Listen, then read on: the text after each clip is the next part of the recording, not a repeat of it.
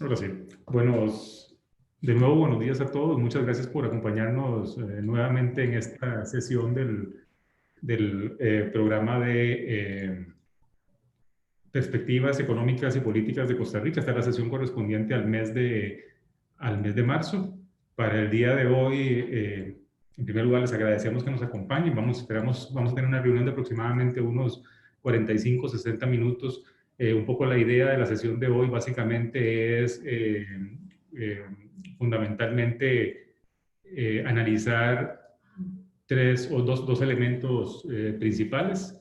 El primero de ellos es la evolución de la economía costarricense en las últimas semanas, desde el punto de vista fundamentalmente de cómo vamos avanzando con nuestras perspectivas, las perspectivas que planteamos en la sesión del mes de febrero, y que les recuerdo que vamos a revisar, ¿verdad? Que vamos a revisar justamente en la sesión del próximo mes, en el mes de marzo. También, sin duda alguna, vamos a tener que conversar sobre lo que ha estado pasando en la economía mundial, regional y local vinculado con la enfermedad COVID-19.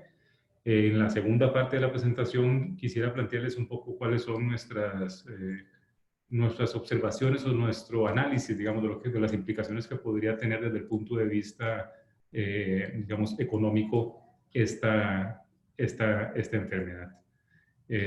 Siendo así, entonces vamos a iniciar la presentación. Eh, eh, Creo que la pueden ver en estos momentos en la pantalla. Sí, sí, le agradecería tal vez a alguno nada más que me confirme que la está viendo.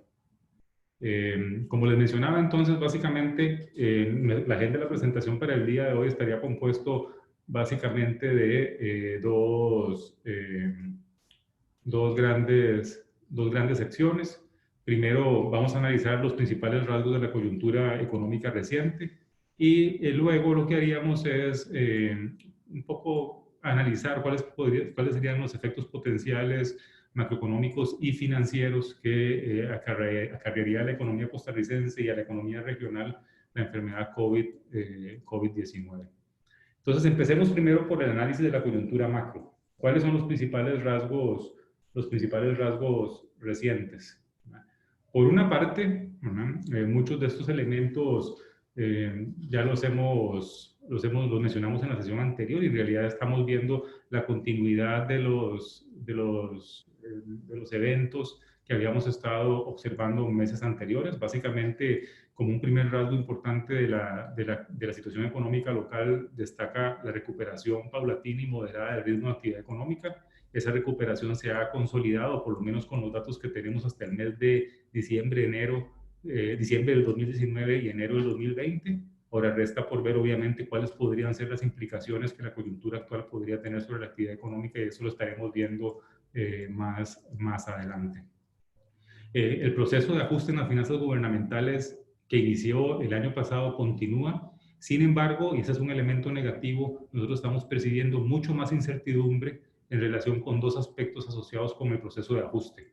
El primero es con la suficiencia de las medidas adoptadas en diciembre del 2018 y en particular en el contexto de las declaraciones que las nuevas autoridades del Ministerio de Hacienda hicieron justamente hace prácticamente un mes, ¿no? Advirtiendo sobre estos temas y planteando un nuevo conjunto de medidas, sobre el cual todavía no tenemos absoluta claridad y creemos que eso ha generado incertidumbre que en alguna medida deteriora el entorno vinculado a las finanzas públicas en el corto plazo. El sector externo sigue siendo un sector que arroja resultados favorables.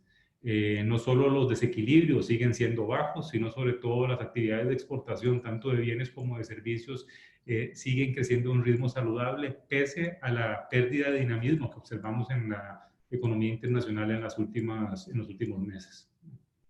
En la parte financiera local, pese a que el Banco Central tiene ya casi un año de estar implementando una política monetaria expansiva, ¿verdad? Pese a eso y pese también a que ha mejorado las condiciones de acceso del gobierno al financiamiento en el mercado local, en buena medida gracias al acceso a recursos externos, el crédito al sector privado sigue bajo, ¿verdad? incluso en un entorno donde las tasas de interés, especialmente las pasivas, han estado ajustándose a la baja y en menor medida las tasas de financiamiento de las empresas. Ese es quizás el elemento más destacable en este proceso de recuperación moderada que ha mostrado la economía costarricense en las últimas semanas. Pese a que vemos un poco más de crecimiento, a que vemos menores tensiones financieras, el crédito todavía no se reactiva y eso en alguna medida lo que nos está mostrando es la debilidad que sigue exhibiendo la demanda interna en el corto plazo. Debilidad que ha ido decreciendo, es decir, ciertamente hay evidencia de una mejora moderada en la demanda local, sin embargo esa mejora es moderada, ¿verdad? Y todavía no se refleja en forma importante en el comportamiento del crédito bancario. Y en términos de los grandes macroprecios, tipo de cambio e inflación, en general no vemos sobresaltos importantes. El mercado cambiario ha seguido mostrando una cierta tendencia a la apreciación nominal vinculado principalmente con los excedentes de divisas del mercado privado, ¿no? No tiene que ver, por lo menos de manera directa, con el financiamiento externo del gobierno central, sino más bien tiene que ver con los excesos de divisas en el mercado privado, sobre los cuales vamos a comentar un poquitito más adelante. Y finalmente, en materia de coyuntura, la inflación sigue estando baja, reflejando no solo una demanda moderada, sino también eventos a nivel internacional que se reflejan en una reducción de las presiones inflacionarias internas. Repasemos ahora rápidamente algunas de las principales cifras para tener un poco el sustento cuantitativo de esas observaciones que planteé hace algunos segundos.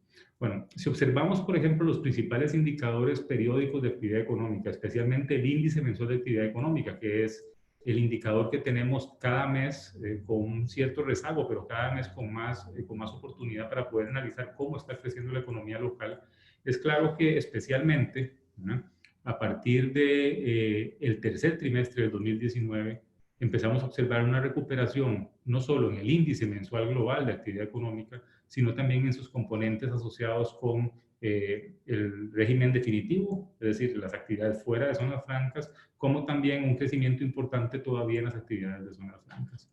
En alguna medida, entonces, los indicadores lo que nos muestran es una inflexión en el ritmo de crecimiento de la economía, especialmente alrededor de la mitad del año pasado.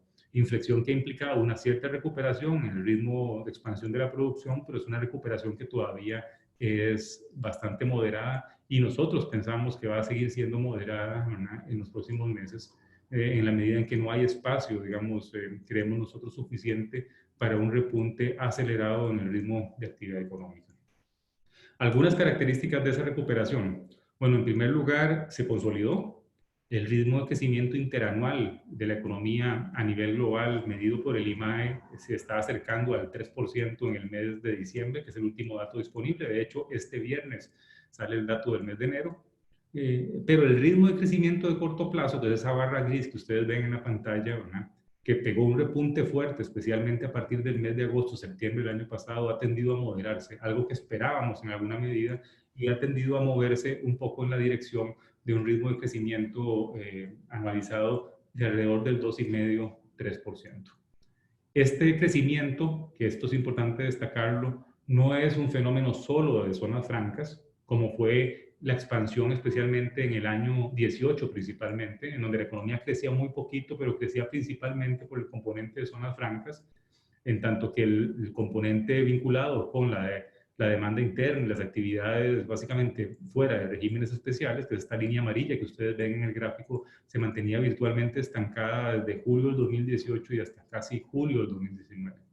En los últimos meses, la actividad fuera de zonas francas ha empezado a recuperarse, crece más lentamente que el ritmo de expansión de las actividades de zonas francas, pero hay señales de reactivación en muchos de los componentes de eso que denominamos el sector del régimen definitivo.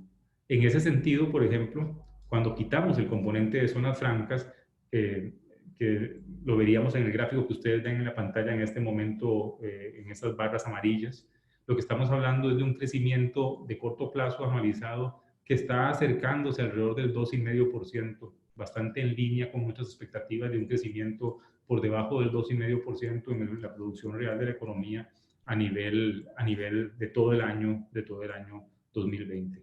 Es también evidente, digamos, que después del repunte en la actividad que tuvimos a mediados del año pasado, ¿verdad? Los ritmos han empezado a ceder moderadamente, era algo que esperábamos, especialmente después de un periodo bastante largo de estancamiento relativo de la actividad económica. Ahora, ¿qué tan extendido es este comportamiento a nivel sectorial? Bueno, estos gráficos que ustedes ven en la pantalla son índices de actividad. En otras palabras, lo que nos muestran fundamentalmente es cómo ha evolucionado la actividad económica en términos de volumen, ¿verdad?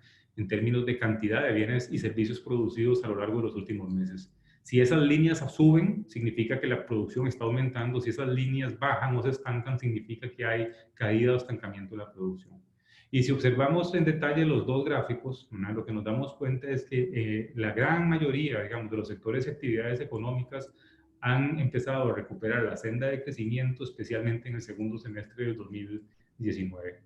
Las actividades del gráfico del lado derecho crecen en ritmos más lentos. Estamos hablando de sectores o de actividades que crecen entre el 2 y el 3% a lo sumo, ¿no? Frente a actividades especialmente en el sector exportador y en zonas francas que muestran tasas mucho más aceleradas, que son las que están en el eje, en el gráfico, perdón, del lado izquierdo. Hay quizás dos excepciones importantes y notables que hay que resaltar. La recuperación aún no se refleja en los indicadores de actividad del sector de construcción. Esta línea roja que ustedes ven en el gráfico de la derecha es la actividad de la construcción y esa sigue, digamos, contrayéndose a un ritmo menor que el que experimentó hasta abril de 2019, pero ciertamente sigue contrayéndose. Y también vemos un comportamiento, digamos, de contracción en el sector de producción de energía y agua potable, que es esta línea azul oscuro que ustedes ven en el eje en el gráfico de la derecha. Esencialmente es el sector construcción, de los sectores importantes en la economía, el que está mostrando, digamos, un rezago mayor en recuperar cierto ritmo de crecimiento.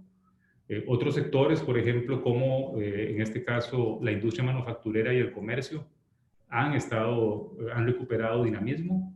La industria manufacturera, por ejemplo, en el gráfico de la izquierda, está creciendo en términos interanuales al mes de diciembre alrededor de el 3,5%. Ciertamente ahí hay una dualidad importante. La industria en zonas francas crece casi a doble dígito, ¿verdad? Mientras que la industria local está virtualmente estancada, aunque el elemento positivo en el caso de la industria fuera de zonas francas es que la tasa de contracción se redujo notoriamente, no ha recuperado los niveles previos al primer semestre del 2018, pero sin duda ha dejado de caer y ese es un elemento positivo. En la actividad comercial también ha habido una recuperación. Recordemos que el comercio fue probablemente el sector más afectado por el periodo de desaceleración de los últimos 24 meses y ya estamos viendo una actividad comercial que tímidamente empieza a mostrar tasas de crecimiento interanual cercanos al 1,5% y de corto plazo tasas que estamos hablando de alrededor del 2,5%.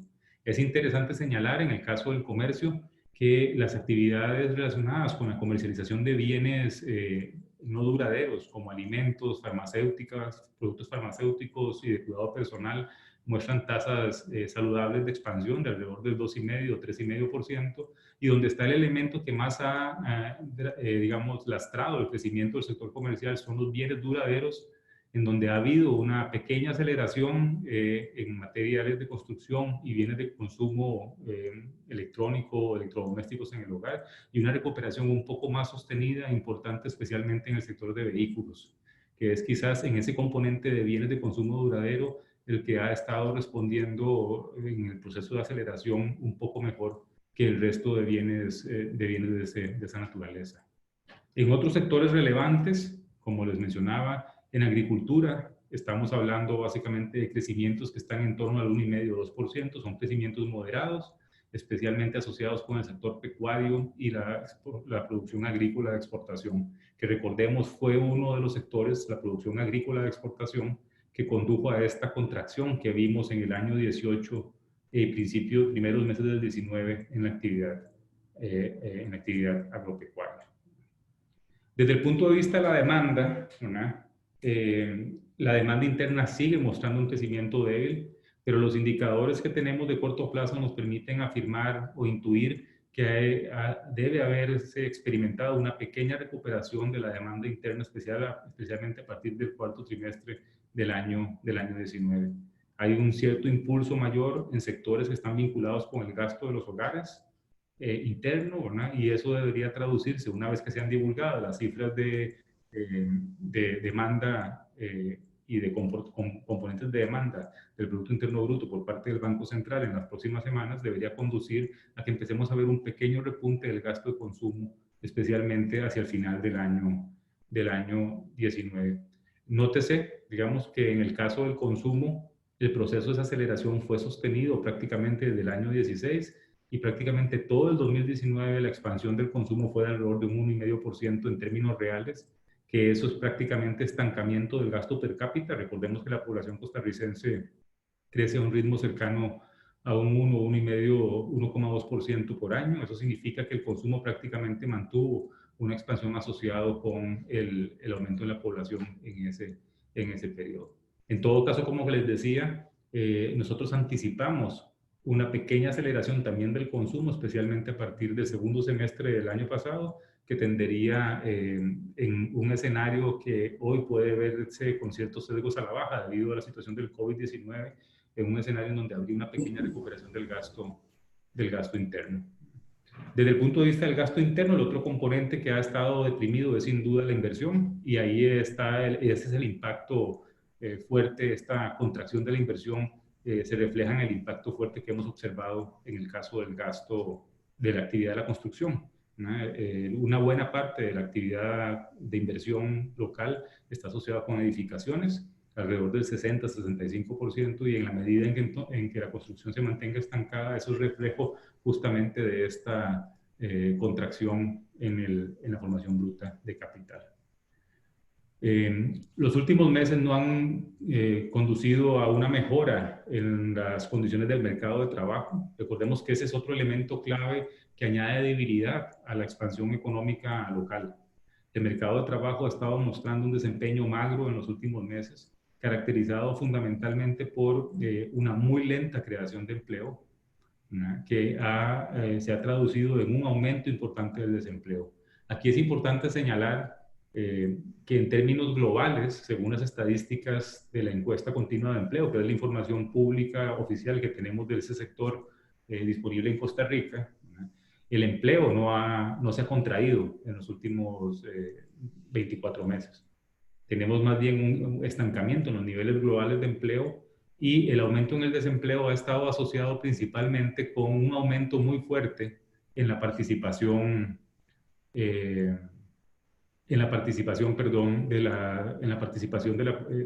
la población en edad de trabajar en el mercado laboral. Es decir, lo que hemos estado observando es básicamente un aumento muy fuerte en la fuerza de trabajo, un ingreso importante de personas, especialmente jóvenes y mujeres, a la fuerza de trabajo, que no han encontrado con rapidez empleo, ¿no? Y eso se ha traducido en un aumento en las tasas de desempleo abierto. Ese es un tema importante porque nos añade una complejidad adicional a lo que ha estado sucediendo en el mercado laboral.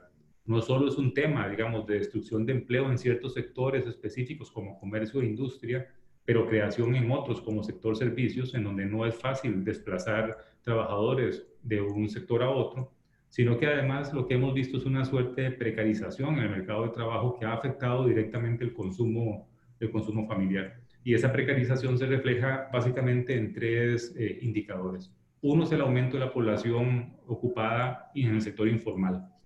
Desde el año 17 ha habido un aumento sostenido en la informalidad, en el mercado laboral, que además estaba acompañado también no solo de informalidad, es decir, de ausencia de cobertura de seguridad social, sino que también ha estado acompañado de un aumento en el subempleo. Subempleo, recordemos, es básicamente personas que desearían trabajar más horas de las que trabajan, pero no pueden hacerlo por las condiciones de mercado, o que se emplean con salarios por debajo, digamos, en algunos casos, de los niveles mínimos establecidos legalmente. Estos dos elementos, informalidad, muy lenta creación de empleo, una fuerza de trabajo creciente que no encuentra oportunidades para emplearse, confluye o termina reflejándose básicamente en un fenómeno importante para el consumo local, que es el estancamiento y la contracción de los ingresos familiares. Si tomamos los ingresos de el jefe o jefa de hogar en su ocupación principal en los últimos 4 años, en términos reales ha habido una caída de ese poder de compra, de ese ingreso de alrededor de un 11%, que si bien se frena en el año 18, ¿no?, estamos hablando que aún hoy los niveles de ingresos reales en la ocupación principal del jefe o jefa de hogar, en el caso costarricense, están por debajo de los niveles de ingreso que disfrutaban a finales del año 16. Y esto sin duda es un elemento que tiene reflejo directo, importante sobre el comportamiento del consumo que hemos visto recientemente. Pese a que el crecimiento sigue siendo moderado, aunque mostrando recuperación, y pese a que las condiciones del mercado de trabajo no se han recuperado en forma importante, y de hecho nosotros no consideramos que haya espacio para poder anticipar una reducción significativa del desempleo en el corto plazo, algunos indicadores, especialmente de confianza del consumidor, han empezado a mejorar. Siguen estando en un, rango de pesimismo, es decir, los índices de confianza del consumidor general sigue estando por debajo del nivel de 50, lo cual lo ubica en niveles de rango de pesimismo, pero si observamos las últimas mediciones, especialmente la de noviembre y la de febrero del 2020, que es la más reciente, lo que vemos es una tendencia del índice a recuperarse. Sigue observándose una brecha positiva entre la percepción acerca de las condiciones futuras de los hogares y las condiciones actuales, es decir, la gente ve mejor o menos negativo el futuro que las condiciones actuales, lo cual es algo favorable desde el punto de vista del comportamiento y las expectativas de los consumidores. Y además, que este es un tema, me parece interesante de destacar, ha empezado a disminuir moderadamente el porcentaje de familias o de personas que argumentan que es un mal momento para la compra de bienes de consumo duraderos como casas y vehículos. No ha mejorado sustancialmente el indicador, es decir, no ha caído sustancialmente, pero por lo menos ha dejado de subir, como subió fuertemente, especialmente en el año 18, y empieza a disminuir moderadamente. Eso pareciera estar indicando un cierto punto de inflexión en las expectativas de los consumidores, que es lento, pero que empieza, digamos, a reflejarse en los índices que estamos siguiendo permanentemente en ese sentido. Donde no tenemos muy buenas noticias, o por lo menos no percibimos muy buenas noticias, es en el ámbito fiscal. Recordemos que desde diciembre del 2018 inicia un proceso de ajuste con la aprobación de la Ley de Fortalecimiento de las Finanzas Públicas. Los resultados de esa ley y de ese proceso de ajuste apenas están empezando a percibirse y son evidentes desde la perspectiva positiva, por lo menos en una cierto control o estancamiento en los niveles de déficit, especialmente medidos en el largo plazo, y sobre todo en la recuperación de los ingresos tributarios. Este gráfico que ustedes ven acá muestra los ingresos corrientes del gobierno central y los ingresos tributarios, el área gris que está en la parte inferior del gráfico. Es claro desde diciembre del 2018 un aumento en los niveles de recaudación. Ahí hay que tener presente que se origina en dos fuentes principales. En el primer círculo, en el círculo más a la izquierda, es la amnistía tributaria que se aprobó con la ley aprobada en diciembre. Eso creó un espacio sin pago de multas e intereses a las personas y empresas con deudas tributarias para saldarlas, y eso generó un aumento importante en la recaudación, especialmente en los meses de diciembre, enero, febrero y marzo del año pasado, ¿no? Y luego la segunda parte, que es donde entra en vigencia el IVA y las reformas en renta, que es este aumento que vemos en julio, que es justamente los efectos o los cambios de naturaleza tributaria aprobados en diciembre del 2018. Aquí hay una buena noticia, digamos, los efectos recaudatorios de los cambios en el IVA y renta están mostrando el rendimiento esperado inicialmente. Estamos hablando de una mejora en la recaudación de cerca de un 1,5% del PIB sobre una base anual. Llevamos solo básicamente 5 o 6 meses de recaudación adicional.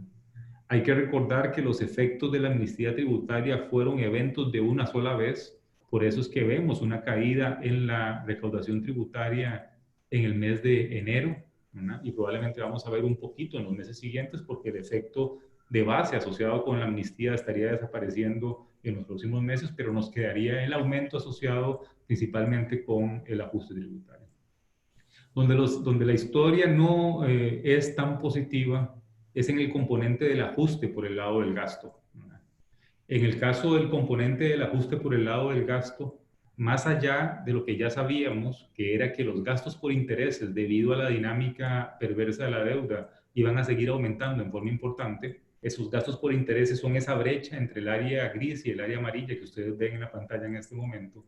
Más allá de eso, la verdad es que el cierre del año pasado fue un cierre en donde el gasto, excluyendo intereses, por diferentes motivos, algunos de ellos de una sola vez, mostró un crecimiento importante.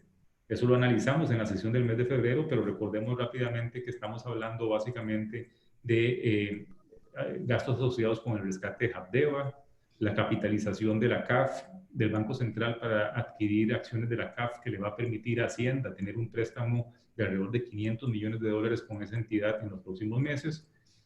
Además, la capitalización del Banco de Costa Rica para cerrar la brecha generada por la absorción de Bancrédito, pero además también un aumento en las transferencias corrientes, especialmente a sectores de gasto social y de educación, y un aumento fuerte en el gasto de capital, especialmente transferencias a CONAVI, que va a estar asociado con expansión del gasto de inversión pública en los próximos meses. Eso significó un aumento del gasto excluyendo intereses, que condujo, recordemos, a un déficit de 7% al cierre del año pasado y a que el déficit primario no se redujera el año anterior. Eso sin duda es un elemento que no es positivo, ¿verdad? Sobre todo porque puede generar dudas acerca de la voluntad gubernamental de ejecutar el componente de reducción de gasto, de control de gasto asociado con el plan de ajuste fiscal aprobado en diciembre, y también por algunos otros elementos que vale la pena tener presente. Es muy posible, por ejemplo, que una de las razones por las cuales se decidió cerrar el año 19 con un déficit más alto, ¿verdad?, haya tenido que ver con básicamente la intención de partir el año 2020, año en donde sí aplica la regla fiscal, con una base de gasto y de presupuesto más alta, que genera, dada la naturaleza de la regla fiscal costarricense, un mayor espacio de gasto presupuestal y efectivo en los próximos meses. ¿Por qué decimos eso? Bueno, porque recordemos que la regla fiscal vigente en Costa Rica lo que establece es una tasa de crecimiento nominal sobre el gasto corriente. Y esa tasa aplica a partir del periodo presupuestario del 2020. Entonces hay un cierto incentivo, ¿verdad?, para haber aumentado el gasto en el año 19, porque eso me amplía en términos absolutos el espacio de gasto para los años siguientes. Y esa es probablemente una de las razones que pesaron en la decisión gubernamental de cerrar el 2019 con un gasto mayor. El otro elemento para nosotros no positivo de lo que ha estado sucediendo en las finanzas gubernamentales tiene que ver básicamente con los mensajes enviados por el Ministerio de Hacienda en torno a la insuficiencia de lo aprobado en diciembre del 2018. Pero antes de eso, quizás empecemos con los temas positivos. Claramente, en las últimas semanas, la regla fiscal costarricense se ha consolidado gracias a decisiones de la Contraloría y fallos judiciales que la han fortalecido. En ese sentido, por ejemplo, el que se haya cerrado la disputa en la forma en cómo se mide o se aplica la regla fiscal costarricense que existía entre la Contraloría y el Ministerio de Hacienda en términos de si la regla se debe aplicar también al presupuesto ejecutado, se ha dirimido de una manera, positiva para el fortalecimiento de la frugalidad fiscal. Al final, la posición de la Contraloría ha predominado, que es además la posición que se lee en el espíritu de la ley, y por lo tanto eso nos anticipa un elemento positivo desde el punto de vista de fortalecimiento de regla fiscal. Sin embargo, ¿no?, otros elementos, otros eventos presentados en las últimas 4 o 5 semanas no son tan favorables para la perspectiva fiscal. Y me refiero básicamente a la presentación que hizo don Rodrigo Chávez, el nuevo ministro de Hacienda, en el Congreso justamente hace 4 semanas atrás. En esa presentación, don Rodrigo básicamente envía 2 mensajes fuertes, 2 mensajes, digamos, poderosos y además creadores en alguna medida de cierta inquietud y eventualmente incertidumbre desde el punto de vista financiero y desde el punto de vista del ajuste de las finanzas públicas. El primer mensaje, digamos, inquietante es que incluso cumpliendo férreamente lo establecido en la Ley de Fortalecimiento de las Finanzas Públicas y en la regla fiscal que contiene esa ley, ¿no?, el escenario fiscal de mediano plazo parece menos positivo, ¿no?, que el que manejaba el Banco Central y el Ministerio de Hacienda meses anteriores. De hecho, en esa presentación ante el Congreso, el ministro lo que presenta es un escenario en donde la deuda pública sigue creciendo de manera acelerada, incluso hasta el año 2024, alcanzando 72% del PIB, ¿no? Y los déficits, ¿no?, aunque hay esfuerzo de ajuste en el déficit primario, ¿no?, el déficit financiero sigue siendo muy alto, lo que implica básicamente que los requerimientos de financiamiento y la presión sobre el mercado local en ausencia de endeudamiento externo se mantendrían elevados en los próximos años.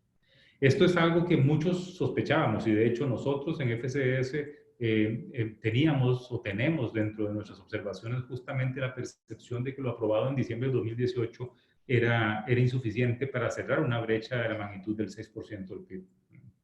Sin embargo, digamos, buena parte de la estrategia gubernamental estaba basada en el supuesto de que lo aprobado en diciembre era suficiente, sobre todo si se acompañaba con una reducción en los costos de financiamiento y si se acompañaba además con, por ejemplo, una aplicación estricta de la regla fiscal. El ministro de Hacienda, entonces, en uno de sus primeros mensajes públicos muy poderoso, ¿verdad?, lo que plantea es que eso no es suficiente y entonces pasa a proponer un conjunto de medidas para tratar de cerrar esa brecha. Y este conjunto de medidas, que básicamente está compuesto de 4 pilares, también generan dudas, ¿verdad? Generan dudas en 2 sentidos, ¿verdad?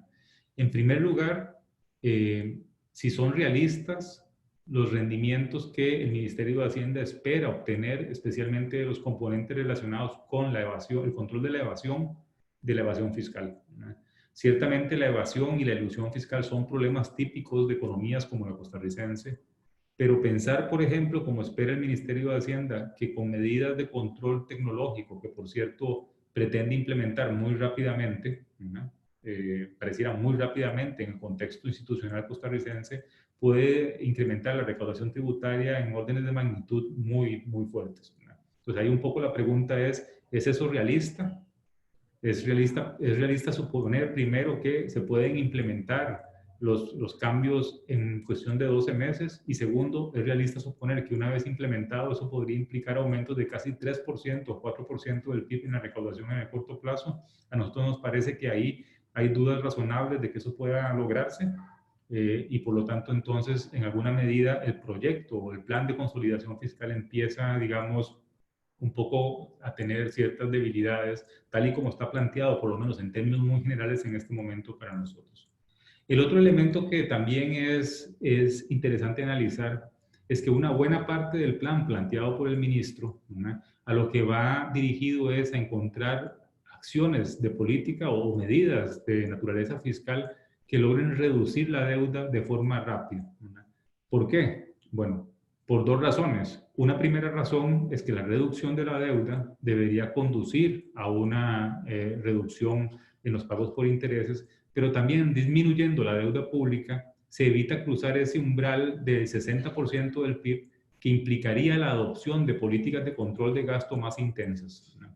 Entonces es ahí donde entra el otro componente que aún no queda claro en materia de esta propuesta de ajuste.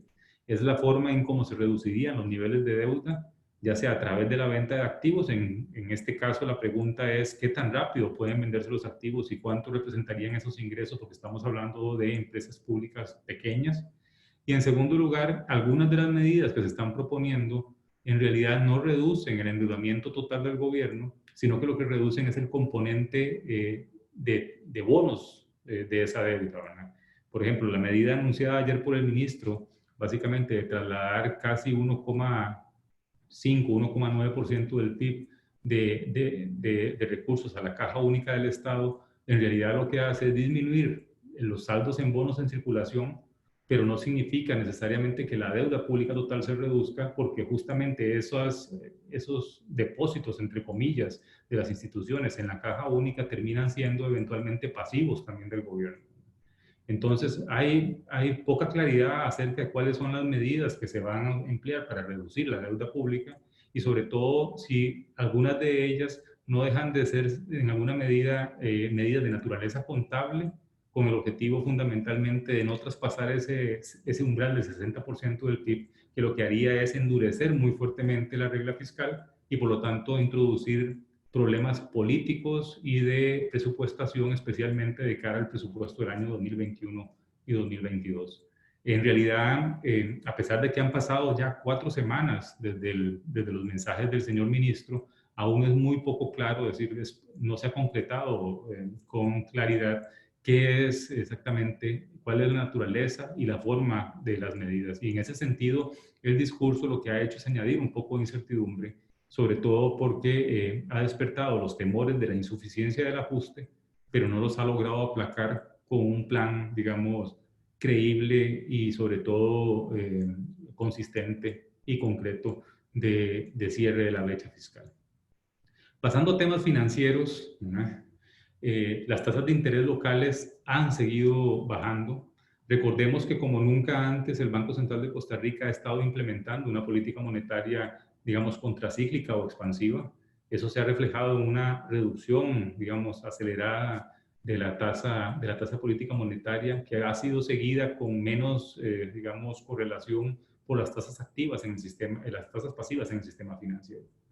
Aún así, por ejemplo, hemos observado, especialmente comparando marzo del 19 con marzo del 2020, reducciones importantes en las tasas de interés activas, en las tasas de crédito, especialmente en moneda extranjera, y un poco menos intensas en las tasas en moneda local, ¿no? Que configuran junto con un acceso de mayor calidad del gobierno al financiamiento en el mercado local, especialmente comparado con lo que vimos en el año 2018, configuran un escenario en donde las condiciones crediticias locales parecieran haber mejorado en forma importante. Es decir, en la medida en que hay menos estrujamiento del sector privado, gracias al financiamiento externo, y además las tasas de interés nominales, especialmente las pasivas, pero también las activas en alguna medida han estado disminuyendo. A pesar de eso, el crédito no se reactiva, ¿verdad? Los saldos de crédito al sector privado, tanto en moneda local como en moneda extranjera, se mantienen estancados. Ciertamente al cierre del año 20, al cierre del año 19, vimos una cierta recuperación en el crecimiento del crédito al sector privado, pero en los primeros 2 meses de este año, que es la información que tenemos disponible, otra vez vemos un ritmo de colocación de crédito lento. Esto puede deberse a que la información no está completa. Los datos de todo el sistema financiero se van consolidando desde el punto de vista de incorporación de información, generalmente con un rezago de un mes y medio. Todavía podría deberse a que los datos de los primeros meses del 2020 son información incompleta, pero sí es interesante observar que esta pequeña recuperación en el ritmo de crecimiento del crédito que vimos en el segundo semestre del 19 pareciera no haberse mantenido en los primeros meses de este año. Y este sí es un elemento negativo, ¿verdad? En la medida en que muchos sectores de los que restan por reactivarse o los que requieren acelerar su ritmo de crecimiento se mueven en forma importante en función de la colocación crediticia, y esa parece estar estancada, ¿verdad? No es solo un tema de conservadurismo del sector bancario, es también un tema de demanda, y probablemente los niveles de confianza del consumidor y las expectativas de los agentes económicos y de las empresas no han mejorado lo suficiente como para que aumente la demanda de crédito en el corto plazo. En materia cambiaria, lo que hemos visto en este año básicamente es un escenario de relativa estabilidad en el tipo de cambio nominal. Estamos hablando de un tipo de cambio nominal que han dado alrededor de los 570 colones por dólar con oscilaciones al alza y a la baja, ¿verdad? Es importante señalar que de nuevo lo que vemos en el mercado cambiario no es resultado del financiamiento externo del gobierno. Los dólares que el gobierno ha obtenido de financiamiento en el exterior son acumulados en forma de reservas por el Banco Central. Esa política ha continuado, ¿no? Eso lo que significa es que la tendencia a la apreciación nominal que hemos estado experimentando en los últimos meses, mucho tiene que ver principalmente con el mercado privado. Me refiero básicamente a que son las ventanillas cambiarias de los bancos, en donde las compras de divisas en los bancos han sido mucho mayores que las ventas de divisas, y eso lo que nos refleja es una situación desde mayo del 2019 de un mercado cambiario mucho más superavitario. ¿Por qué pasa esto? Bueno, hay varias razones. En primer lugar, recordemos que las actividades de exportación, ¿no?, de bienes y servicios siguieron mostrando un dinamismo relativamente saludable, mientras que las importaciones, producto de la desaceleración de la demanda interna, se disminuyeron o se estancaron. Eso significa que la brecha externa se redujo, y eso entonces en alguna medida reduce la demanda neta de divisas.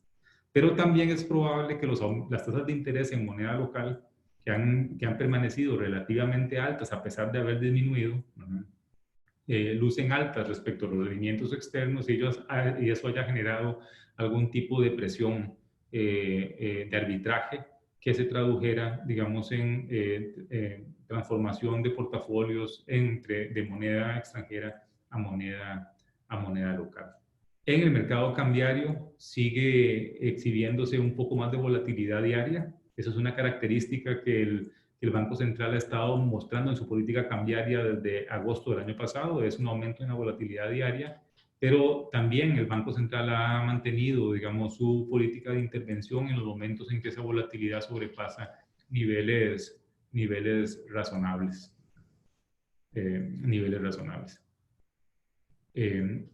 Recordemos además también, esto es importante, la intervención del Banco Central sigue estando principalmente concentrada en la compra y venta de divisas del sector público. De hecho, los 2 meses en donde la intervención ha sido mayor han sido los meses de diciembre y enero del 2020. Estamos hablando que sumados estos 2 meses implicaron compras de divisas de 650 millones de dólares por parte del Banco Central, pero han sido compras que están asociadas fundamentalmente a la venta de divisas por parte del gobierno central al Banco Central.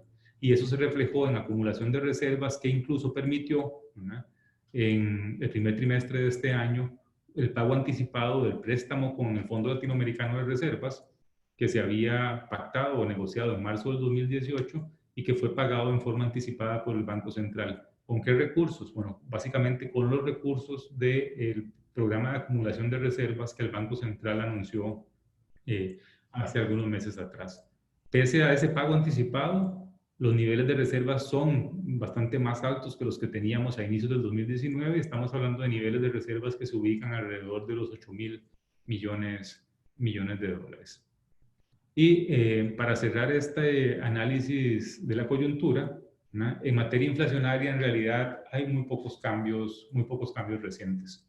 En materia inflacionaria lo que vemos es básicamente un ritmo de variación en los precios al consumidor cercano al 1,5%, y con expectativas inflacionarias dentro del rango meta del Banco Central. Eso lo que significa básicamente es que el Banco Central no está experimentando presiones de inflación, y por lo tanto eso apoya ese proceso de política monetaria expansiva que activamente ha implementado desde marzo, abril del año pasado. Y de hecho, menciono, ¿verdad?, en una entrevista que hicimos para nuestros clientes de FCS Capital y de FCS Análisis y Estrategia, al presidente del Banco Central, que por cierto está disponible en el canal de YouTube que ustedes pueden acceder en cualquier momento. En esa entrevista, don Rodrigo Cubero lo que nos menciona es que él piensa que aún hay espacios para flexibilizar o aplicar con más intensidad una política monetaria, digamos, contracíclica. Hay riesgos en el escenario de corto plazo, especialmente externos, que podrían dar al traste con esa política, pero por lo menos en el escenario que teníamos hace una semana, que fue cuando se grabó el programa, la autoridad monetaria lo que planteó es básicamente que cree que aún hay espacios y que estaría dispuesto a utilizarlos si las condiciones así lo ameritan. La reducción en las presiones inflacionarias internas está relacionada con dos factores. Uno es la debilidad de la demanda local. Es decir, si hay poca demanda interna, hay poca presión inflacionaria, pero también hay un componente externo importante y que está vinculado básicamente con la reducción en las presiones de precios de materias primas a nivel internacional desde finales del año 18. Eso se ha reflejado especialmente en los precios al productor industrial o productos de manufacturas, que después de acelerarse en forma importante hasta el año 19, a inicios del 19, han estado cayendo, ¿no?, en forma significativa en los últimos 12 meses. Y mucho de esto tiene que ver con precios externos de materias primas y tienen que ver además con, en alguna medida, la apreciación nominal de la moneda local que hemos visto en los últimos meses, que vuelve el nivel de tipo de cambio nominal básicamente el que teníamos antes del estallido, digamos, de la incertidumbre fiscal y financiera que tuvimos en octubre-noviembre del año 18, justamente antes de la aprobación de la reforma fiscal. En términos generales, entonces, lo que seguimos viendo es una economía que está recuperando impulso. Ahora hay algunas nubes negras que se ciernen sobre esa recuperación en el corto plazo, pero es una economía que por lo menos hasta el mes de enero seguía mostrando una cierta recuperación del ritmo de crecimiento económico, que era bastante generalizada en un contexto de mucha estabilidad cambiaria y de precios, pero con, de nuevo, riesgos importantes, nos parece a nosotros, en materia fiscal principalmente. Por una parte, asociados con el cierre fiscal del 2019, pero también sobre todo con los mensajes que las autoridades fiscales han estado enviando acerca de la suficiencia de la reforma fiscal y sobre todo la ambigüedad o la falta de concreción en las medidas para subsanar esa debilidad que el ministro de Hacienda presentó en su comparecencia ante el Congreso en el 10 de febrero. Para nosotros, desde el punto de vista interno, es ese componente fiscal quizás el que más preocupante desde el punto de vista de la política interna. Bueno, pasando ahora al segundo tema, al cual vamos a dedicar unos minutos, es el tema del impacto del COVID-19 sobre la economía local y regional. Bueno, creo que sobra mencionar que básicamente la discusión económica, social, política a nivel internacional en los últimos 2 meses ha estado vinculado justamente con este brote asociado con el nuevo coronavirus descubierto en China o surgido en China a finales del año pasado, ¿verdad? Esta enfermedad de naturaleza infecciosa se ha estado expandiendo por el mundo de manera acelerada, ¿verdad? De hecho, con los datos más recientes que tenemos disponibles de la Organización Mundial de la Salud, al día de ayer estábamos hablando de 113,000 casos, más o menos 4,000 personas fallecidas. Conforme pasa el tiempo, ¿verdad?, el número de casos, el peso de la enfermedad en China ha ido disminuyendo y al día de ayer el 71% de los casos eran en China y el 78% de los fallecidos. Hace 2 semanas atrás estos porcentajes andaban alrededor del 90-95%. Y además, ahora hay evidencia, por lo menos al día de ayer, de que el virus ha estado presente o está presente en más o menos 109 países o territorios. Aquí hay un elemento importante y es la forma en cómo la curva epidémica se ha comportado. Este es un tema quizás mucho más de salud pública, pero creo que vale la pena mencionarlo porque es clave para los impactos de corto plazo. Si ustedes ven el gráfico, que es tomado del informe del día de ayer de la Organización Mundial de la Salud, obviamente el número de casos que van surgiendo nuevos en el mundo ha ido en aumento en forma importante, pero quizás el elemento que es interesante es destacar lo que ha sucedido en China, que es donde se genera el brote. Después de algunas semanas, el número de infecciones se estabiliza y de hecho ha empezado a decrecer. Por ejemplo, el día de ayer en China, los números de nuevos casos que se registraron fueron apenas 200, ¿no?, cuando en algunos meses anteriores esos niveles de nuevos casos eran de más de 4,000, 5,000 diarios, ¿no? Eso lo que muestra es en alguna medida una cierta tendencia del fenómeno infeccioso a disminuir su intensidad de aumento en el número de contagiados en un periodo relativamente rápido. Y además, la otra cosa que muestra que muestra esta curva epidémica es que conforme el fenómeno en China va cediendo y va cediendo también en Corea del Sur, otros países que van entrando, digamos, en el escenario de contagio en forma intensa. En particular, en este caso, Europa, Italia, ¿verdad? Y también en alguna medida los países de Oriente Medio. Entonces, si la curva epidémica continúa en el mismo comportamiento que sucede en China, lo que vamos a ver es en estos países una tendencia de crecimiento acelerado y en unas 2 o 3 semanas, en teoría, una reducción en el número de casos y además las medidas de contención. Ahora, ¿cómo se traduce eso desde nuestra perspectiva en términos de efectos económicos? Aquí la clave en los efectos económicos, yo creo que lo refleja la mejor medida este pequeño gráfico que ustedes ven acá animado, que está tomado del CDC, del Centro de Control de Enfermedades de los Estados Unidos. Básicamente, aquí el tema es el siguiente: la forma en cómo se está combatiendo, digamos, la enfermedad implica básicamente medidas de contención, ¿verdad?, que lo que tratan de restringir es el contacto, ¿verdad?, entre personas, ¿verdad?, para reducir los niveles de contagio. No para que no se enfermen, por decirlo de alguna manera, sino básicamente para disminuir, ¿verdad?, el pico de contagio, ¿verdad?, de manera que no se sobrepasen las capacidades de los sistemas de salud de los países, ¿verdad? En otras palabras, es muy probable que una porción muy grande de la población va a estar enferma en las próximas semanas, pero lo que es importante es evitar que esos contagios sucedan todos juntos, de manera que conduzcan básicamente a, digamos, colapso de los sistemas de salud.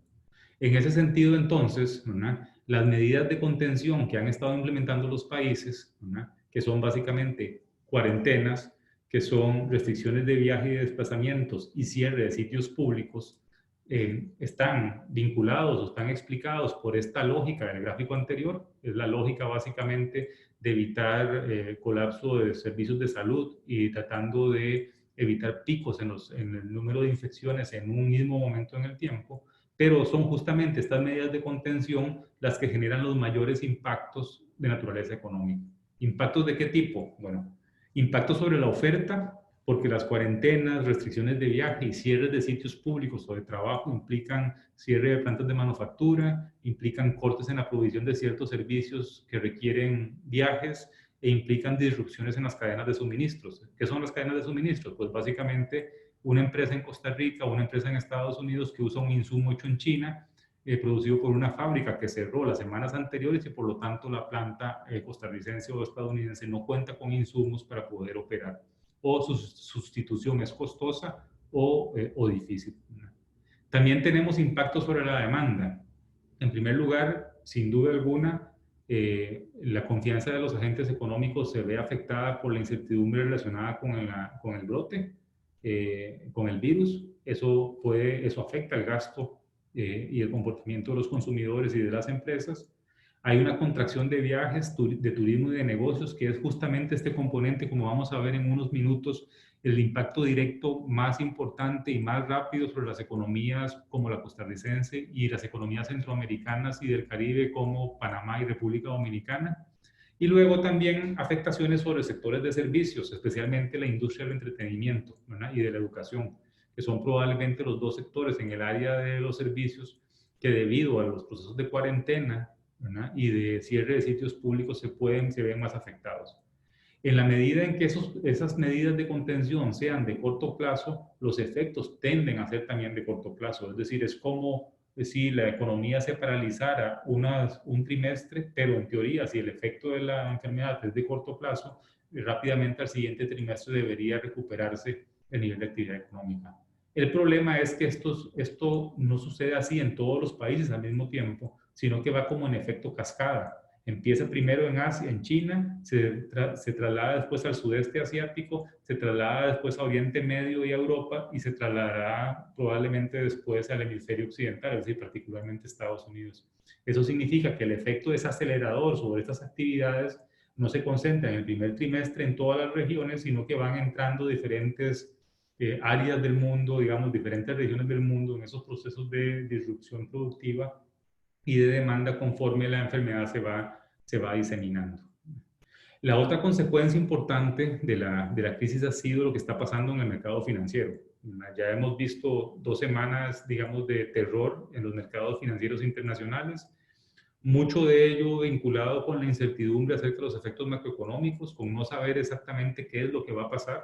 Y el segundo elemento importante que no hay que menospreciar es el efecto de los altos niveles de endeudamiento personales y empresariales en algunos mercados avanzados y los efectos además de esta crisis sobre la provisión de crédito, que lo que tienden es a exacerbar los temores, por ejemplo, de quiebras, ¿verdad?, o de problemas financieros en empresas que cotizan en bolsa o que emiten deuda y que por lo tanto tienen un impacto sobre los mercados de valores. Este efecto es un efecto de naturaleza financiera y está vinculado, digamos, en su causa primaria, digamos, a la debilidad económica que genera el brote del virus, ¿no?, pero que se enlaza entonces con los altos niveles de deuda y con las debilidades, digamos, que acarrea el sistema financiero mundial ya desde 10, 15 años atrás y que no han sido corregidos, digamos, de la gran crisis financiera del año 2008-2009. En otras palabras, lo que hace la crisis sanitaria es evidenciar un problema que está dentro de las estructuras productivas y financieras de muchas economías avanzadas. Dicho esto, entonces, ¿cómo podríamos tratar de llegar a medir un poco el impacto de lo que está pasando? Para eso, el escenario internacional, digamos, más claro, más claramente mostrado ha sido el que nos presentó la OECD hace unos días atrás en relación con las perspectivas de crecimiento mundial. En el caso del informe de la OECD que se publicó a principios de marzo, básicamente el informe de la OECD lo que dice es lo siguiente: en China, sin duda, el primer trimestre de este año va a ser un primer trimestre con un fuerte golpe sobre la producción doméstica. Estamos hablando de cierres de plantas, restricciones de movimiento, entonces, por lo tanto, en el primer trimestre de 2020 va a haber o se ha verificado una contracción muy fuerte de la economía china. Si la curva de comportamiento epidémico es correcta, ¿verdad?, y tal y como parece indicar, la normalidad, entre comillas, está volviendo a China, eso, dice la OECD, implicaría que el efecto contractivo sobre la demanda sería de corto plazo y que por lo tanto entonces veríamos una recuperación en el ritmo de crecimiento chino en lo que resta del año, ¿verdad?, y especialmente en el año 2021. Poniendo todo eso en contexto, lo que nos dice la OECD es China perdería 1 punto porcentual de crecimiento este año, más o menos, entre 1 punto en el escenario medio y 2 puntos de crecimiento en el escenario más adverso. Pero, digamos, como es una disrupción productiva de corto plazo, eso se recuperaría en lo que resta del año y se reflejaría en un crecimiento otra vez en torno al 6% en el año 2021. Ese 6%, 6,5% en el año 2021 está asociado básicamente a que la base del 2020 es más baja por el efecto disruptivo del coronavirus. Ahora, si ese es el comportamiento que pareciera perfilarse en China, ¿cómo se traduce eso al resto de la economía mundial? Entonces ahí lo que tenemos son canales de naturaleza comercial y canales de naturaleza financiera. Entonces aquí la pregunta es, bueno, si China se paraliza como se paralizó en el primer trimestre de este año, ¿quiénes son los más afectados por esa contracción o por esa paralización de la economía china? Entonces, en ese sentido, ¿verdad?, lo que pasó en el año 2003 con otro coronavirus, que es el SARS, el síndrome respiratorio asiático, si no me equivoco, era su nombre. Lo que pasó en el año 2003 es un fenómeno parecido, ¿verdad?, en el sentido de que provocó disrupciones productivas e importantes en el sudeste asiático que fueron de corto tiempo, pero a diferencia de lo que está pasando actualmente, su diseminación mundial fue más limitada. Es decir, en otras palabras, todo quedó muy restringido a lo sucedido en el sudeste asiático. La otra cosa que está cambiando, ¿verdad?, es que el peso de China en la economía mundial. Digamos, estos gráficos que ustedes ven aquí nos dan una idea del tamaño que representa China en la economía mundial. China es hoy el 17% del PIB mundial. En los años del SARS era el 6% del PIB. China es el 11% del comercio mundial. En los años del SARS era el 2% era el 4% del comercio mundial. Y China es el 9% del turismo mundial, cuando hace 15 años atrás era apenas el 2% del comercio mundial. Entonces, China tiene un peso importante relativo tanto en producción como en demanda, y en ciertos sectores es un jugador de peso importante. La otra cosa importante en el caso chino es que es un demandante muy fuerte de materias primas, y esto es clave para entender por qué es que han caído los precios de las materias primas y del petróleo, ¿verdad? A lo que se le suma además la guerra de precios entre entre Rusia y Arabia Saudita, que estalló hace unos días atrás.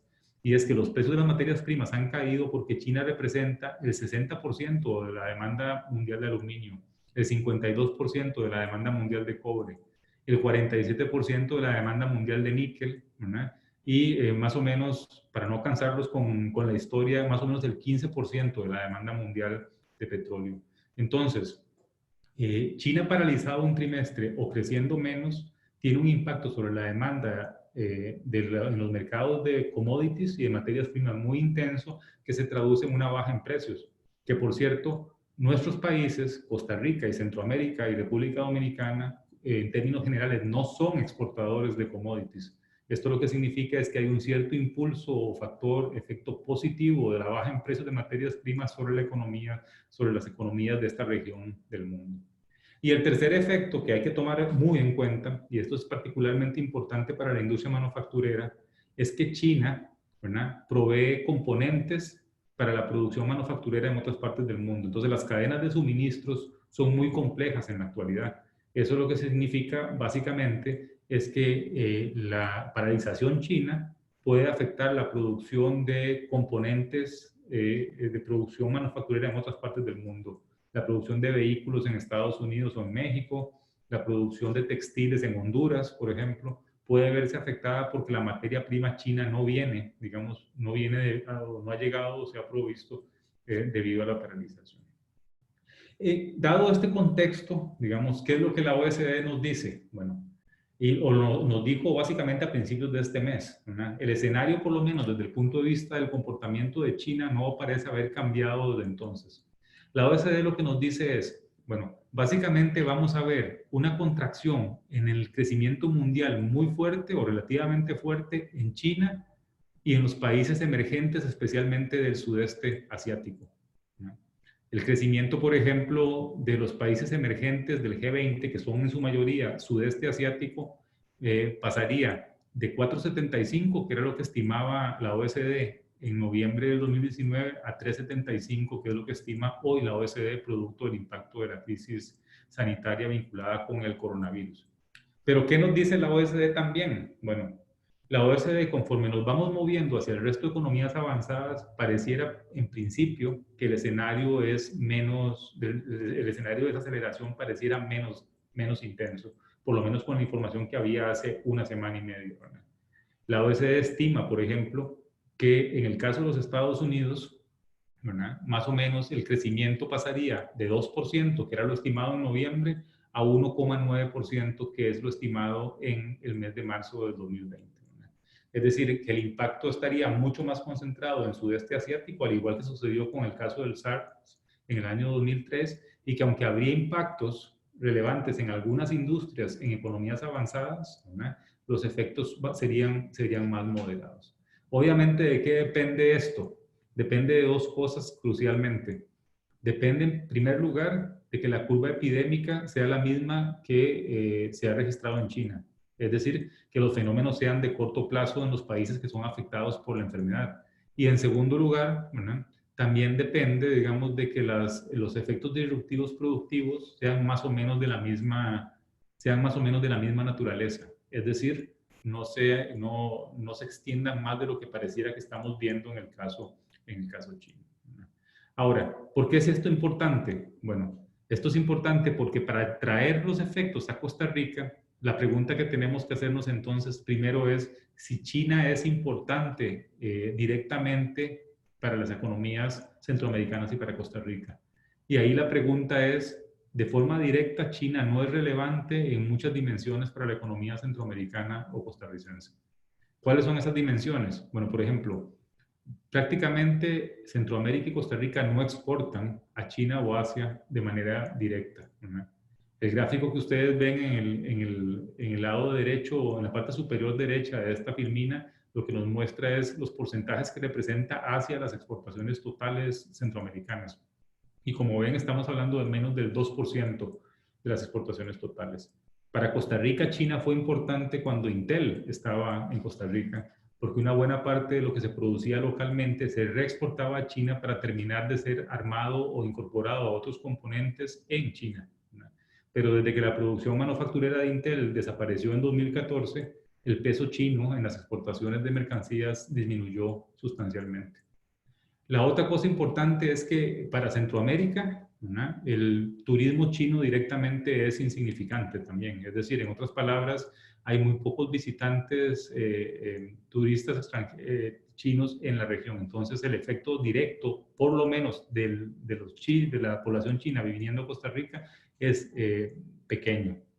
La otra cosa importante es qué tan dependientes somos de los flujos de capital provenientes de China. Ciertamente en los últimos meses hemos visto un aumento, digamos, en el interés de China en la región y de la región en China, que se ha caracterizado por el rompimiento de relaciones diplomáticas de muchos países centroamericanos con Taiwán y el inicio de relaciones diplomáticas con China, que ha implicado corrientes de ayuda financiera, especialmente a países como El Salvador y República Dominicana y Panamá, ¿no?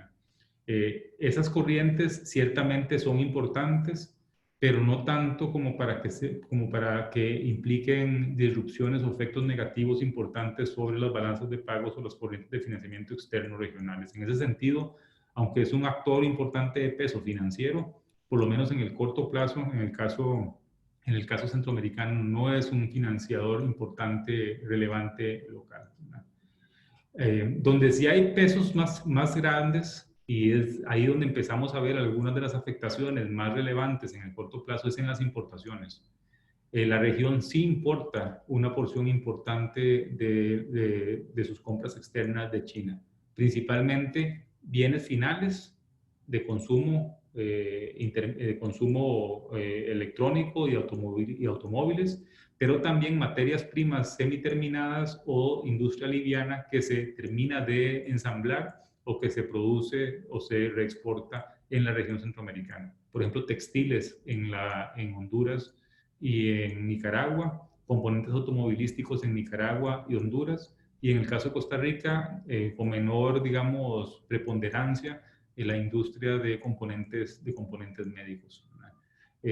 Ese elemento es probablemente uno también de los que más rápidamente podrían tener un impacto negativo, aunque en el caso de la producción manufacturera centroamericana y costarricense, la dependencia china es relativamente pequeña y la capacidad de sustitución también es relativamente alta.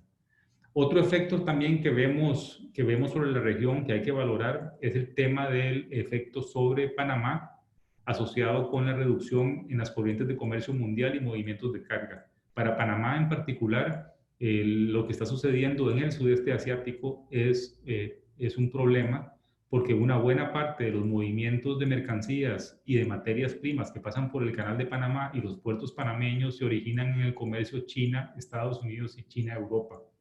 Y por lo tanto, entonces, en la medida en que eso se contraiga o se reduzca, también ahí habría una implicación, digamos, negativa para el caso panameño. Ahora, digamos, ¿cómo podríamos resumir los impactos, ¿no? Los impactos los podríamos resumir básicamente en 6 impactos de naturaleza potencialmente negativa, a los cuales les hemos asignado una probabilidad y un nivel de impacto sobre la economía costarricense y sobre las economías centroamericanas. En ese sentido, por ejemplo, un primer impacto negativo es sin duda la desaceleración moderada de la economía mundial, especialmente de los socios comerciales relevantes para los países del área y para Costa Rica. Eso podría debilitar la demanda externa y el crecimiento económico regional. A este riesgo le asignamos una probabilidad media y un impacto relativamente bajo en la medida en que Estados Unidos, principalmente, su reducción en el ritmo de crecimiento económico sea moderado tal y como lo ha estimado la OECD hasta hace una semana y media. A la disrupción severa del transporte aéreo y del turismo mundial le asignamos un peso muy fuerte negativo en Costa Rica, República Dominicana y Panamá. En ese sentido, le asignamos una probabilidad media y un impacto alto por el peso que tienen este sector en las economías que mencioné. Más adelante voy a presentarles una simulación basada en un instrumento del Banco Central que nos daría una idea de cuánto podría implicar en reducción de crecimiento económico un cierto impacto en la llegada de turistas extranjeros.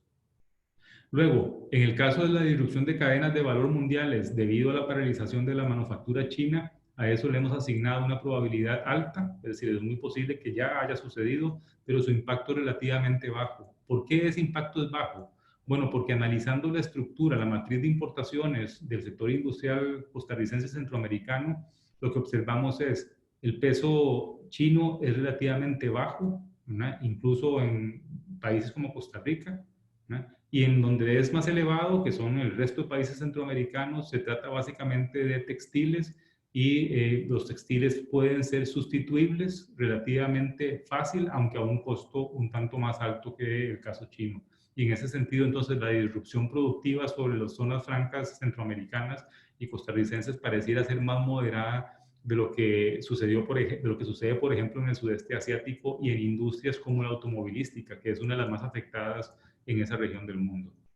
En el caso de la disrupción del comercio mundial y de China con el resto del mundo, le asignamos una probabilidad alta y un impacto alto en Panamá. Panamá va a ser el país que más va a sufrir en términos de crecimiento económico vinculados con la caída del comercio mundial.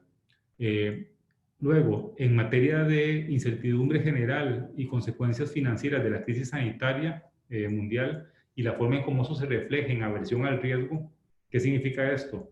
En medio de la incertidumbre, el flight to quality es algo común y nosotros no somos quality, como región ni como país.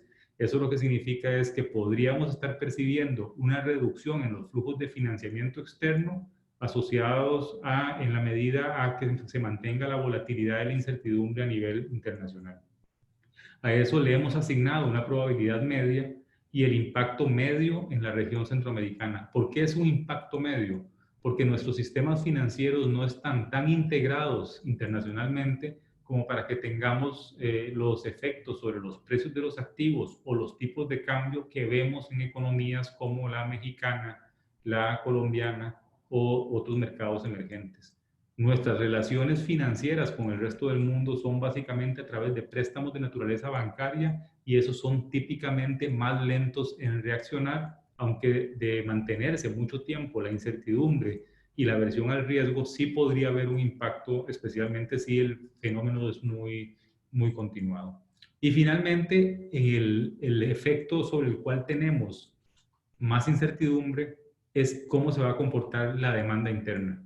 Es decir, si podríamos ver una contracción severa y temporal en la demanda interna debido a las medidas de contención que adopten los países específicos, Costa Rica o el resto de la región, para enfrentar la epidemia.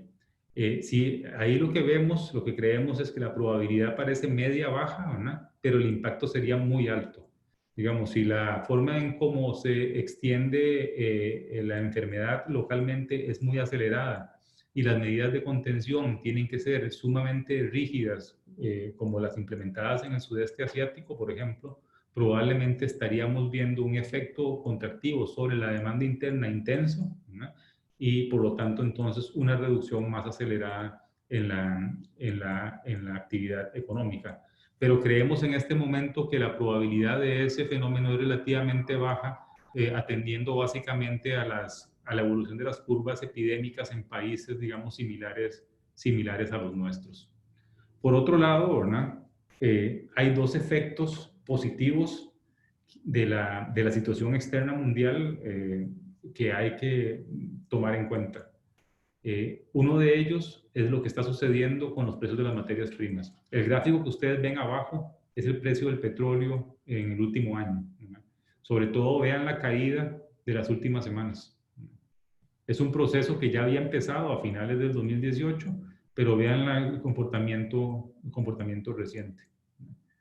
Esto para la región centroamericana, si uno aísla por la incertidumbre que está, digamos, que está en el ambiente económico internacional, esto es un elemento importante impulsor de la demanda doméstica. Es decir, es un shock positivo en términos de intercambio en países como los centroamericanos y Costa Rica, que no son exportadores de materias primas y que por lo tanto entonces generaría un impacto positivo sobre el ingreso real que compensaría algunos de los fenómenos anteriores.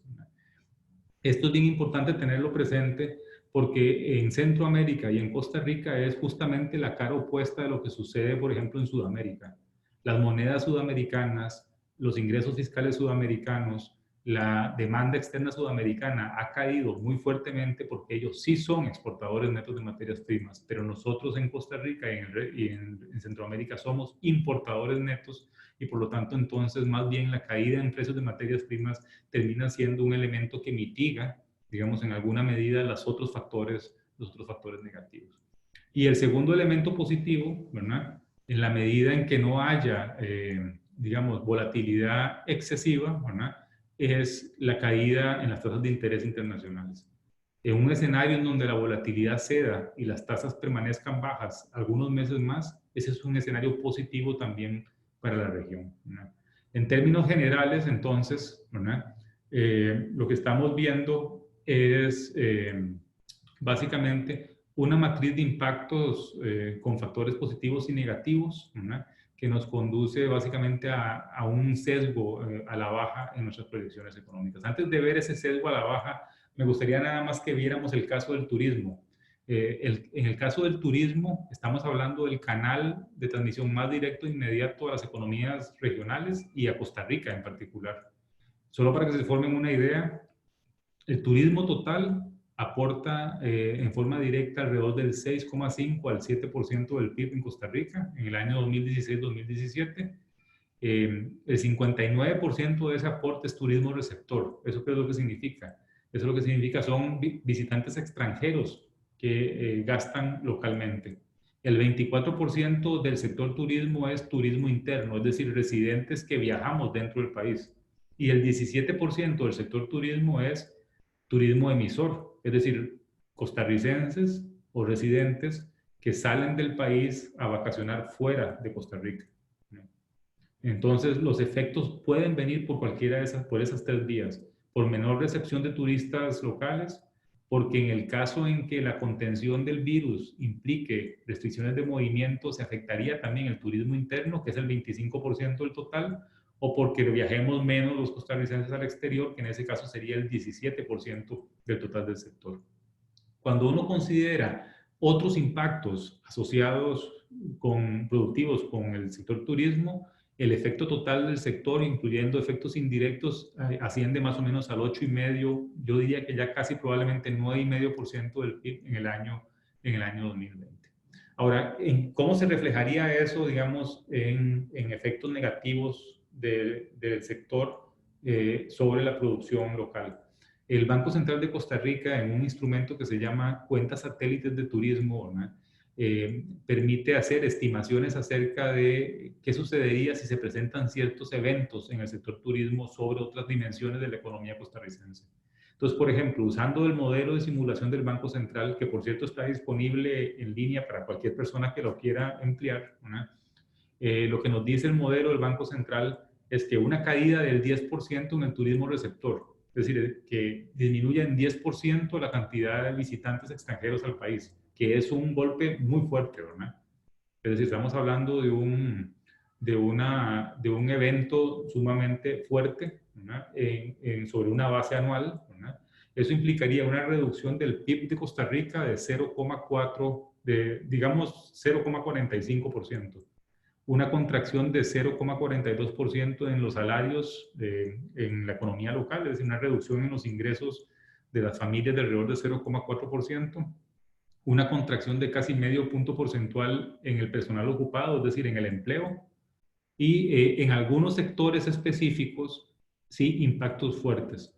Obviamente, por ejemplo, en el sector de alojamiento, 10% menos de turismo receptor implicaría una caída de casi 7,5% en la producción del sector de alojamiento.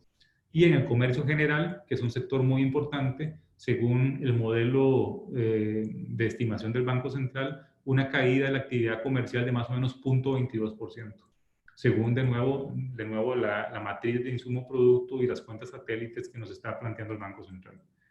Ahora, ¿qué pasaría si el turismo interno cae? Es decir, si los costarricenses dejamos de viajar internamente, también en un 10%. Es decir, el número de viajes internos se reduce en un 10%. Según el Banco Central, eso implicaría una contracción de 0,14% del PIB, ¿no? Una contracción del 0,13% en las remuneraciones, una caída en el personal ocupado de más o menos 0,2%, es decir, en el empleo total en la economía, y una contracción en el sector de comidas, que es el más afectado por la caída en el turismo interno según la estructura productiva reflejada en el modelo del Banco Central, que caería 2%, ¿no?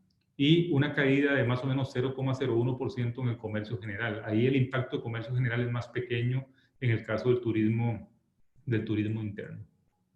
Como vemos, digamos, en el caso de un golpe negativo, contractivo importante sobre el turismo, la herramienta de proyección que facilita el Banco Central para el impacto del sector turismo lo que nos mostraría es un impacto importante.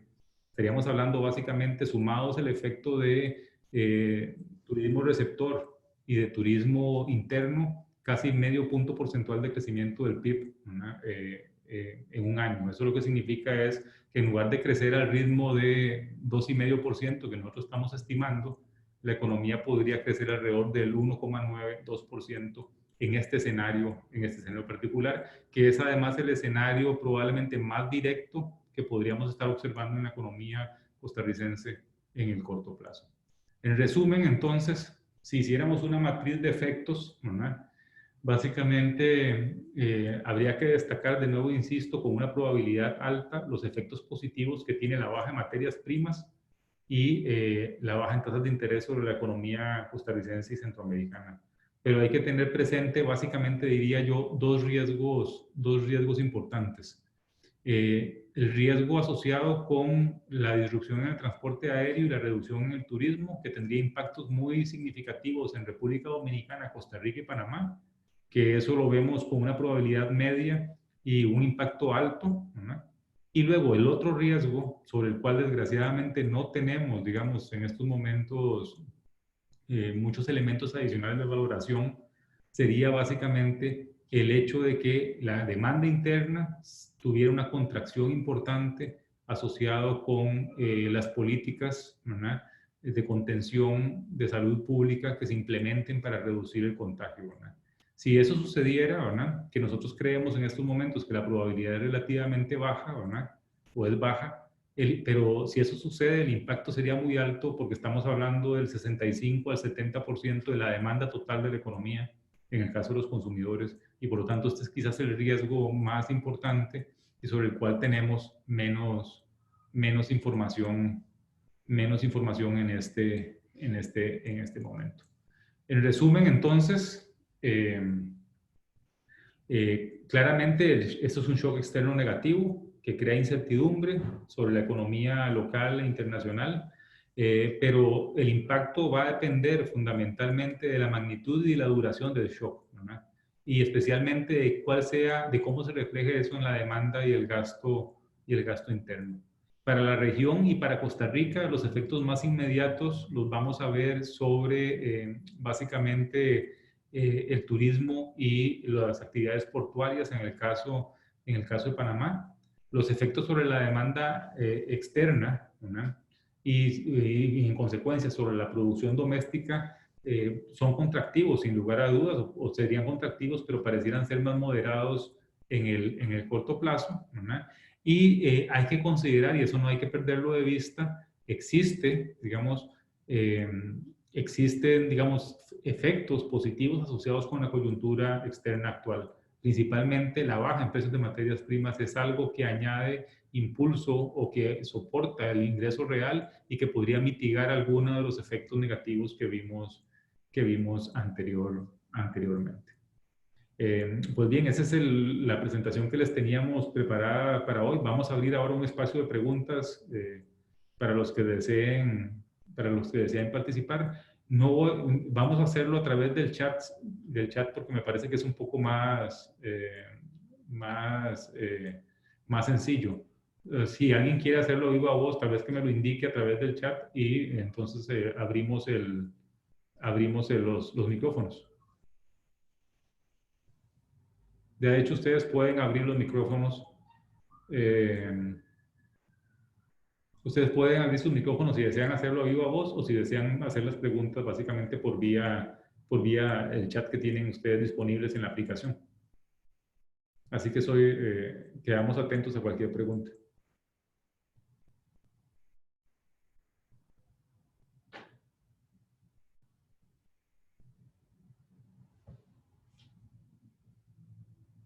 Mientras se animan y recibimos preguntas, nada más para dos mensajes tal vez importantes. Les recuerdo que en nuestro canal de YouTube y a través de un correo electrónico que muchos de ustedes recibieron el día de ayer, pueden tener acceso a la entrevista que le hicimos al presidente del Banco Central en días pasados sobre la coyuntura económica costarricense. Eso está disponible para los suscriptores del programa. Y también va a estar disponible posteriormente de forma abierta para una audiencia en general. También les recuerdo que esta presentación queda grabada, básicamente a través del mismo mecanismo de inscripción que ustedes siguieron, pueden volverla a escuchar y descargarla. Y en tercer lugar, les recuerdo también que en el transcurso de la tarde de hoy, los que han participado en esta conferencia van a recibir a través del correo electrónico que registraron, van a recibir la presentación en formato PDF. Ahora sí, no sé si habrá alguna pregunta, algún comentario.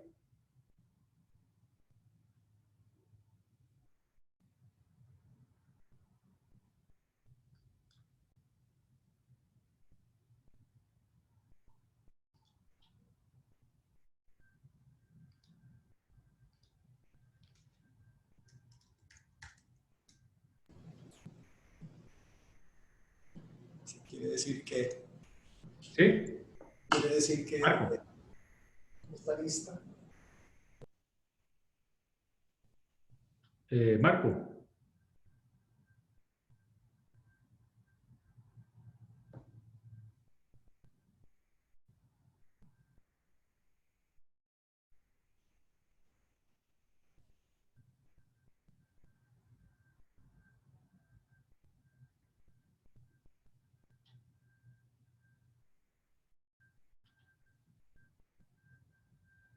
Bueno, en todo caso, si no tuvieran preguntas, les agradezco que nos hayan acompañado en la mañana de hoy. Les recuerdo que en la presentación y a través de nuestros canales de comunicación estamos permanentemente abiertos a colaborar con la información o el análisis que deseen y espero que esta información haya sido de utilidad.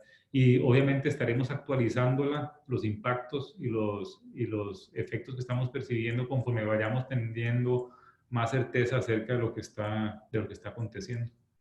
Entonces les agradezco nuevamente que nos acompañaran y los espero a nuestra próxima sesión, que sería en el mes de marzo y donde les recuerdo, de acuerdo con nuestro cronograma, corresponde la revisión de nuestros escenarios de proyección de corto plazo, de los próximos 24 meses.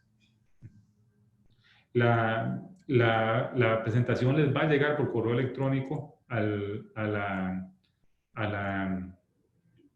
¿cómo se llama? Al correo electrónico que ustedes registraron en el momento de participar en esta presentación. Bueno, muchísimas gracias y que pasen buen día. Hasta luego.